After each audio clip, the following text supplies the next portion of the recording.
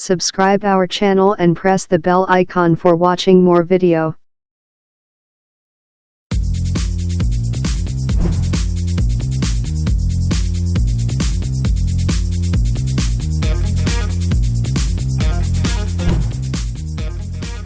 Hello! In this section, you will learn a little bit about machine learning and how to do it with Python. First of all, let's understand what is machine learning. Machine learning is basically using a computer to generate knowledge from data. An example can be image recognition. When we humans see an image of an animal, or an object, or numbers or letters, we instantly recognize them because we know those things. This is a pretty easy task for humans because we have intelligence. In order for a computer to do the same, we're gonna have to provide a lot of images and tell the computer what are those images, so it can learn to recognize similar images in the future, just like we do. The computer will then have what is called artificial intelligence, or AI. Machine learning is part of the AI field. There are different types of AI. One of them is machine learning, which, as I said, is learning from data. Inside machine learning, there are also some subdivisions like deep learning, which is the technology used to make self-driving cars, for example. Self-driving cars also learn through data, but the process is more complex than the examples we'll see here in the course. It demands an insane amount of data and a lot of computer power to work. Before we get started with some examples of machine learning in Python, we need to install some things. We are going to be using scikit-learn, which is a library that provides hundreds of statistical models and machine learning tools. But before installing scikit-learn, we need to have scipy and numpy installed. So here I am at the command line, and I'm going to type pip install scipy. This is going to install both scipy and numpy.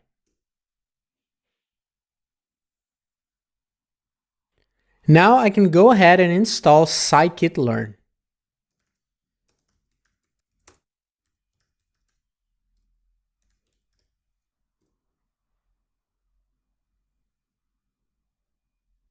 This is basically everything we need to get started. But we are also going to install Jupyter Notebook, which is a very interesting Python interface. Everything we will do in this section could be done in the idle, but with Jupyter, we have a few extra functionalities that will help us organize our learning. So let's install Jupyter by typing pip install ipython. Let me just clear this window. And now we're gonna type pip install, and inside quotation marks, we type ipython, and inside braces, we type notebook. This is going to install Jupyter Notebook.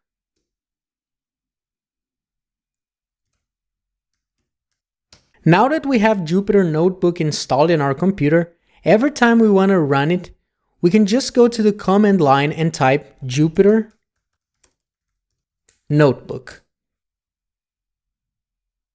This is going to open our web browser, and here in this page is where we are going to work. This is a local server running in our machine, and this is the root folder of my computer. I can see my documents folder, my desktop folder, and if I want to start a new Python file, I can just go to New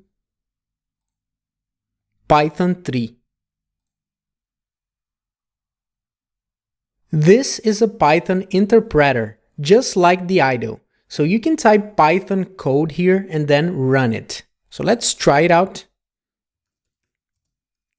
Let's try num1 equals 1, num2 equals 3. Then let's print num1 plus num2. Now we can just click Run. And as you can see, we have the result right below it. The cool thing here is that we can divide our code in different cells. So this is one cell, this is another cell. We can create new cells in the middle. Let's create a new one by going to Insert, Insert Cell Above. We can place text cells here to organize our code. So I'll just change from code to markdown. Here I'm going to use one hashtag and I'm going to write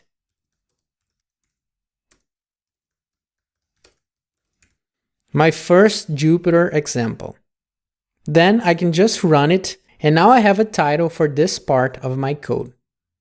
If you want to edit, you can just double click. If you use more hashtags, it gets smaller and smaller. So let's leave it like this for the moment. In the cells below, we can also use variables created in other cells. So if I try to print num1 here, I can do it with no problem. We are going to learn more about Jupyter in the next few lessons. The code we just wrote here is auto-saved. If you want, you can change the name of your file by clicking here where it says Untitled.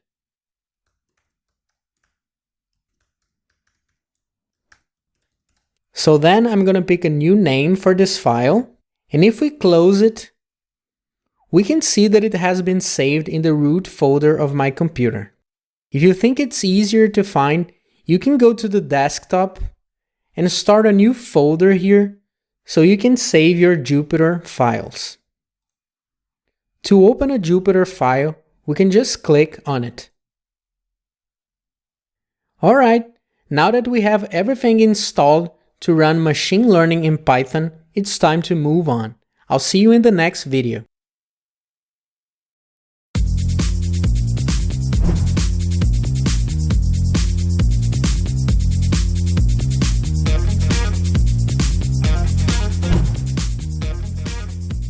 Hi there, I'm here inside Jupyter, and in order to have everything organized, I will go to the desktop and then to the folder we have created for this course.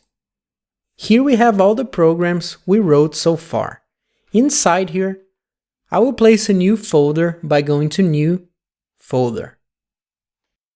We have to select it here and press Rename to pick a name for this folder. I'm gonna name it Machine Learning. So this is where I'm going to save all the Jupyter files from this section. So let's start a new one. And let's name it Iris Dataset, which is going to be our first example. The Iris dataset is a very common example. It is used in multiple books and courses about machine learning due to its simplicity and due to the fact that we can import the dataset directly from scikit-learn. Before we do this, let's see what this dataset is about. In 1936, the biologist Ronald Fisher collected 150 samples of iris flowers, divided into 50 samples of 3 different species. From each of them, he took the measurements of the petal and the sepal. This is more or less the dataset he ended up with. We are going to call each line in this table an observation. For each observation, we have petal length, petal width, sepal length, and sepal width. We also have the species. So here's what we're gonna do. We're gonna use these 150 observations to train our computer. We're going to apply statistical models to make our computer learn to identify the species of an iris flower by its measurements. After we do it, we can just give our computer some new measurements of an iris flower, and it is going to tell us from which species it is, with a very low error rate. This is going to be a great way to understand how machine learning works. So to get started, let's import the iris dataset from scikit-learn. So we can just type from sklearn dot datasets, import load iris. Then we're going to create a new variable called iris, and we are going to run a function called load iris. Now let's see what we have inside this variable. If you don't want to click run all the time, you can use a shortcut. In order to see the shortcuts, you can press Command-Shift-P. Then you can just look for what you want, which in this case is run. So here we have a shortcut to run cell and select next, which is Shift-Enter. So let's try it out. Shift-Enter. So this is the data we have inside the iris variable. This variable looks like a dictionary. So we can see the curly braces, and we also have some key value pairs. So we have a key called data, and here we have the value associated to this property. If you go down, you're going to see some more information inside this variable. At this moment, we're just interested in two properties. One of them is the data property. So let's just print iris.data. What we have here are the measurement for each observation. So each line is an observation with those 4 measurements. Note that the classification of the species is not here. So in the data attribute, we only have the measurement. The species are stored in another attribute called target. So let's print the target.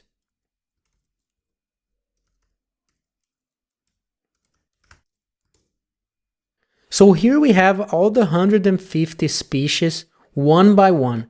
This means that for this first observation, this is the species number. For the second observation, this is the species, and so on. The reason why the species are represented by numbers is because every time we work with machine learning in scikit-learn, we must have both the observations and the target as numeric values, and they should be separated in different attributes, just like we have here. So we have the data attribute and the target attribute.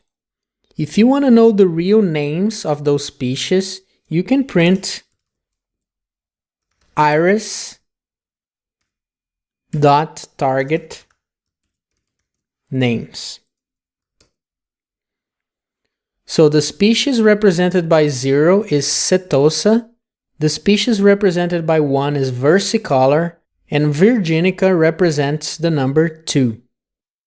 So as we can see, the first 50 flowers in our list, they are observations of setosa. Then we have 50 observations of versicolor and 50 observations of virginica. So this is the data we have to train our computer. Both the observations and the target look like lists. So we have braces here. This looks like a list of lists. So this is one list, this is another list. This looks like one single list. But those are actually NumPy arrays, which are similar to the lists we know from Python, but they take up less memory and they are much more efficient and faster to loop through than the regular lists. If you want, you can just print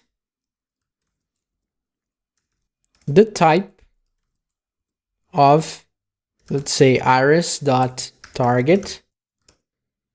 So we can see what we're talking about. So here we have a NumPy ND array. So this is the type of data we have for both the target and the observations.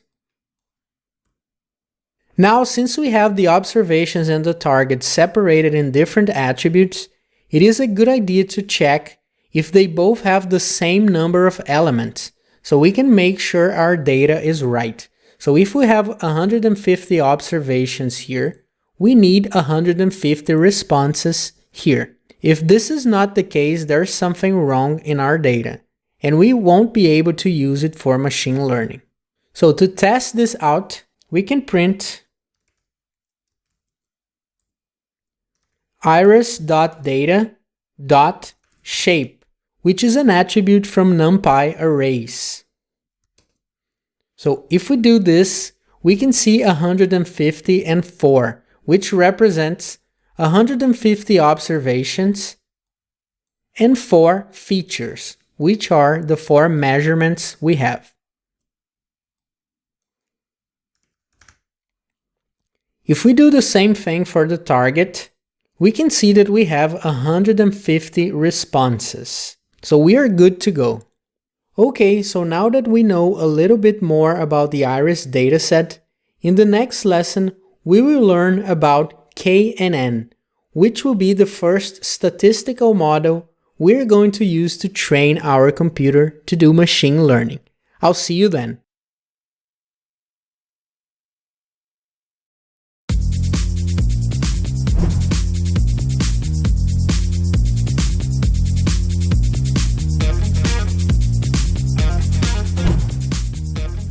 Hi there!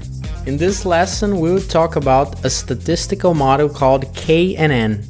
Machine learning is intimately related to statistics. The way a computer can learn from data is by using statistical models. The first model we are going to use will be KNN, so let me tell you a little bit about it before we get started. KNN stands for K nearest neighbors. Every time we work with this model, we will have to define a value for k to find that many nearest neighbors. Let me use a chart so it's easier to understand. Let's say we get our data from the iris dataset and make a chart with the values of petal width and petal length. By the way, this is only an example. Those are not the actual measurements for the iris dataset. As you can see, I'm simulating it with only 2 species. So here we have the measurements for the green and blue species. When we look at the chart, we can see a clear distinction of those 2 species. The blue species has wider and larger petals than the green species. But in the middle, there are some points mixed together. When we have the measurements of a new observation, we want the computer to predict the species. So let's say this was the new observation. We could say with a high level of confidence that it belongs to the blue species. On the other hand, if this was the new observation, we would have no doubt it belongs to the green species. But how do we classify an observation that has these measurements? It is very close to a blue point, but it's also positioned closer to the green side. We can use KNN to solve this problem. In order to do this, we will have to define a value of k. So let's say it is 1. In this case, the model will get 1 closest neighbor, which will make our prediction go to the blue species. If we define the value of k as 3, it will get the 3 nearest neighbors. In this case, we have 2 green points and 1 blue point. Therefore, the classification would be green. As we can see, defining the right value of k is very important because it affects the result of our classification. The good news is that we have tools that allow us to test the performance of different values of k, so we can choose the one that best suits our problem, which is the one that makes the computer have the lowest error rate. And now that we know how KNN works, let's go back to Jupyter and apply it to the iris dataset. The first thing we need to do is import KNN. So let's type from sklearn.neighbors import k neighbors classifier. Pay attention to the capital letters, otherwise you have an error. So after doing this, let's create a new variable called knn. And then let's run the kneighbors function. So we can just copy this name. And this is now a function. And as an argument of this function, we need to pass the value of k. So let's use n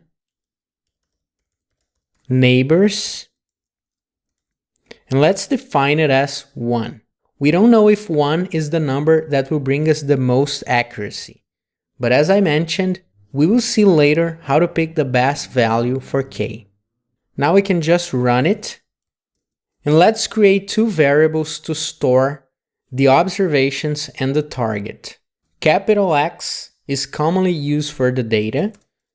So capital X equals iris dot data, and Y is commonly used for the target.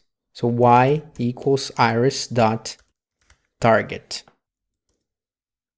I don't know if you got this error. It says that the name iris is not defined. This is because I just closed Jupyter and reopened it again. So every time you reopen Jupyter, you have to run all the cells above. So you can go to cell, run all. So now we don't have that error anymore. Now that we have everything ready, we're going to run the fit function, which is the one used to train the computer. So knn.fit, and then we pass x and y. As you can see, this is giving us some information of what has been done. This is not very important at the moment, but you can see here the number of neighbors we passed in the beginning. So this is the value of k. So we just trained our computer with the data we have. And now we are ready to make our first classification. So let's use knn.predict.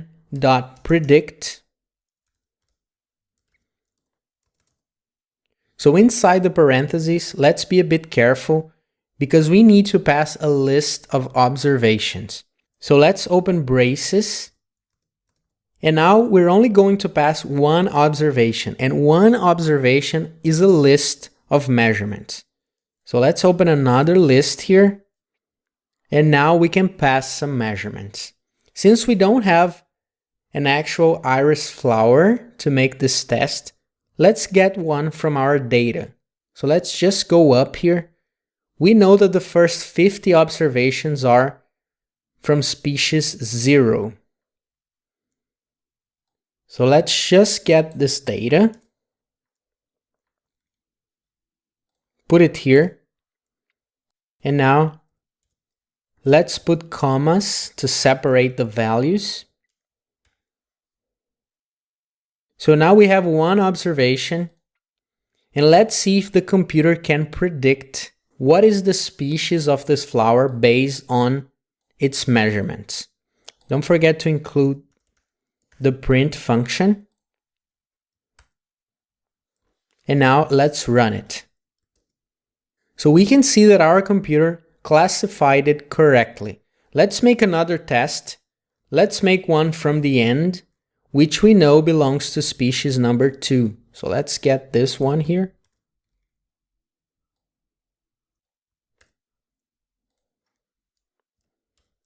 Let's run it again.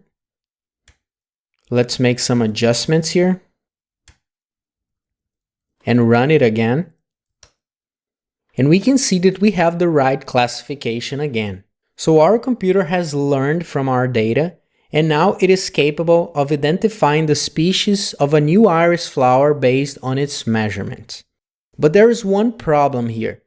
We used all the data to train the computer, and now we passed 2 observations that were already part of the training data, and this is not ideal. How do we know that the computer really made a classification and not just looked for those values in the dataset and the correspondent species?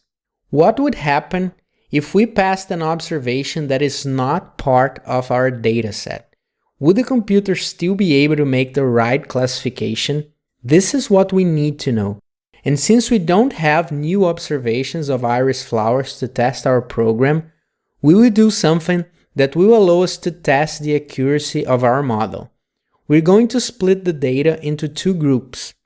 One group will be used to train the computer, so the computer will not have access to the second group.